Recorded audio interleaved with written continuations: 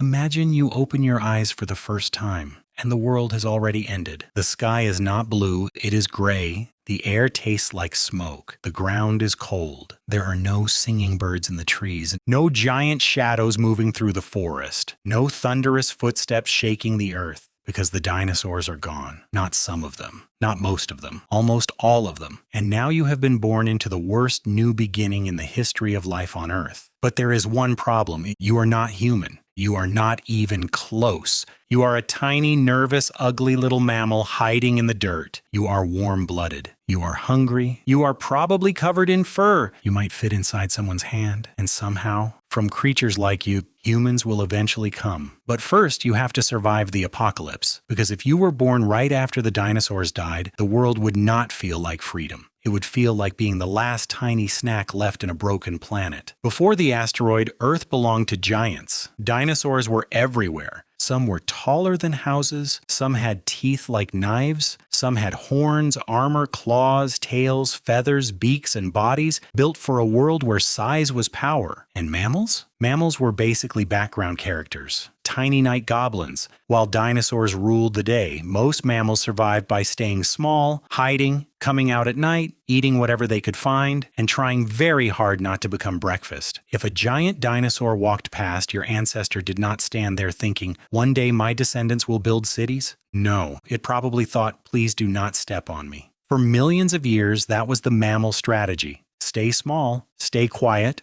stay hidden, do not be interesting. And honestly, it worked. Because when the asteroid hit, being big suddenly became a terrible life choice. Around 66 million years ago, a massive asteroid slammed into what is now Mexico. The explosion was so powerful that it did not just destroy one place, it changed the entire planet. Firestorms spread, dust and smoke filled the atmosphere. Sunlight was blocked, temperatures dropped. Plants died, food chains collapsed. Imagine every restaurant on Earth closing at the same time, but also the sun is gone, and everything is on fire. This was not just bad weather. This was Earth turning the difficulty level to impossible. For the giant dinosaurs, this was a disaster. A huge body needs huge amounts of food. If you are a giant plant eater, you need plants. But the plants are dying. If you are a giant meat eater, you need plant eaters. But the plant eaters are dying. So now you are a massive predator walking through a dark, freezing, starving world looking for food that no longer exists. Being huge used to make you powerful. Now it makes you expensive. Your body is a mansion during an energy crisis. But if you are tiny, if you can hide underground, if you can eat seeds, insects, dead things, roots, scraps, whatever disgusting little meal the apocalypse gives you, you have a chance.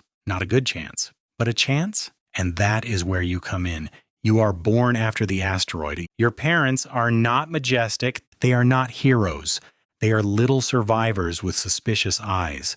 They live in a burrow, a hollow log, a hole, a crack in the earth, somewhere dark, tight, and uncomfortable. And for once, uncomfortable is good, because outside the world is dangerous. Not dinosaur dangerous, worse, empty dangerous. The big monsters are gone, but the planet itself feels like a monster now. The air is colder. The plants are fewer.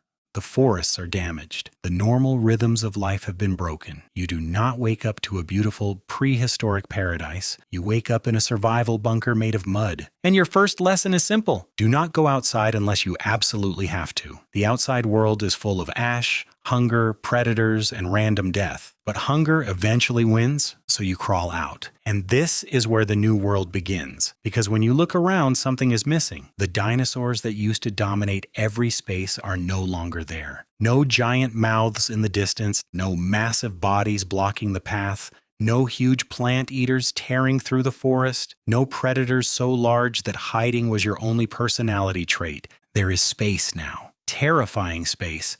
Empty space. The kind of space that says, someone used to own this world, and now nobody does. For tiny mammals, this was the strangest opportunity in history. The apocalypse removed the rulers, and the creatures that had spent millions of years hiding suddenly found themselves in a world full of openings. But this did not happen instantly. It was not like the dinosaurs died on Monday and mammals became kings on Tuesday.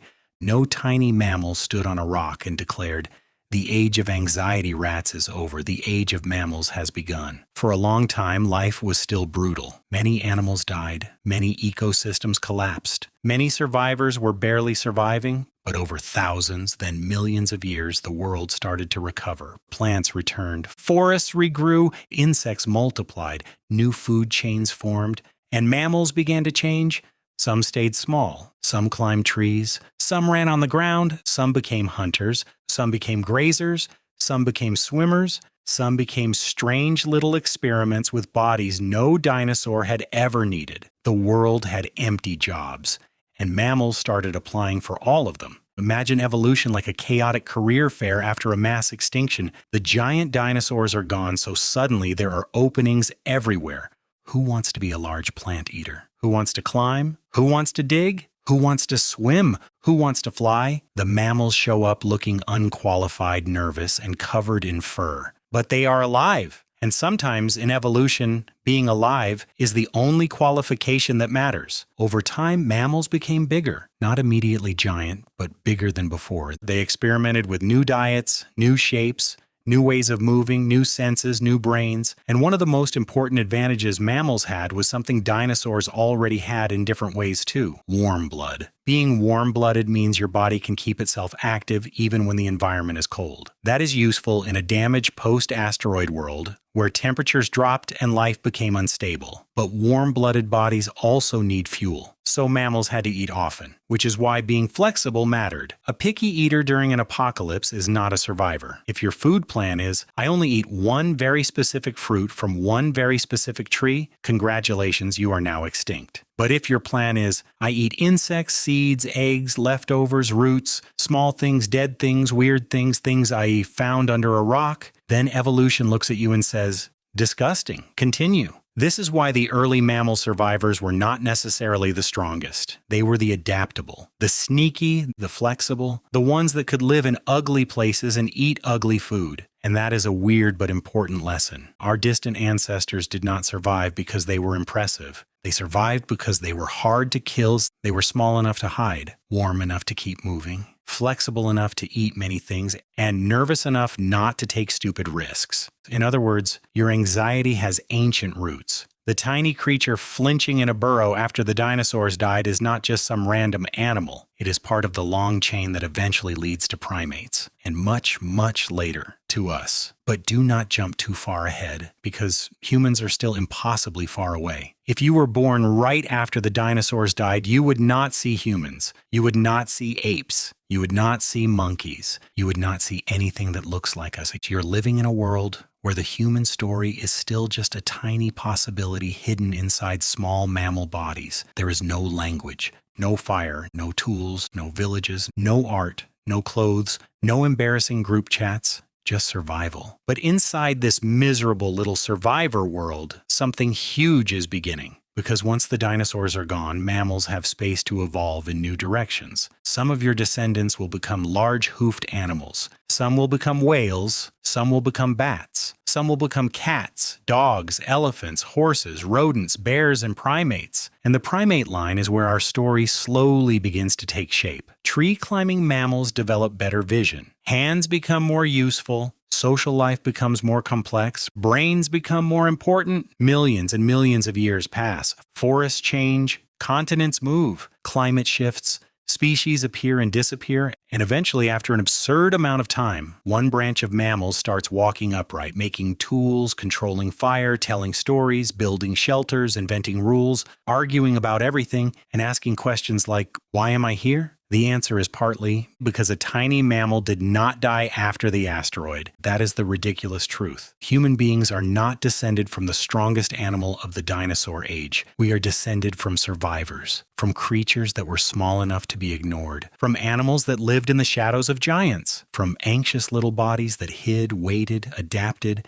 and somehow made it through one of the worst disasters Earth has ever seen. And that changes how we think about evolution. Evolution is not always about being the biggest. Sometimes being big is a trap. Sometimes power makes you fragile. Sometimes the winner is not the king standing in the sunlight. Sometimes the winner is the weird little thing underground eating crumbs. Before the asteroid, dinosaurs seemed permanent. If you had looked at Earth back then, you would probably think, this is their planet forever. Mammals would look like a side story, a tiny mistake, a nervous background species. But then one rock from space changed the entire direction of life, the rulers disappeared, the background characters inherited the planet, and eventually one branch of those background characters learned to look up at the sky and wonder what happened. So if you were born right after the dinosaurs died, your life would not be beautiful. It would be cold, dark, hungry, and terrifying. You would not understand the disaster. You would not know that the giants were gone forever. You would not know that your descendants would one day dominate the planet. You would just know that you were small. And the world is dangerous. But that is exactly the point. Because the future did not begin with confidence. It began with fear. It began with hiding. It began with tiny heartbeats in the dark after the giants fell silent. And somewhere in that silence,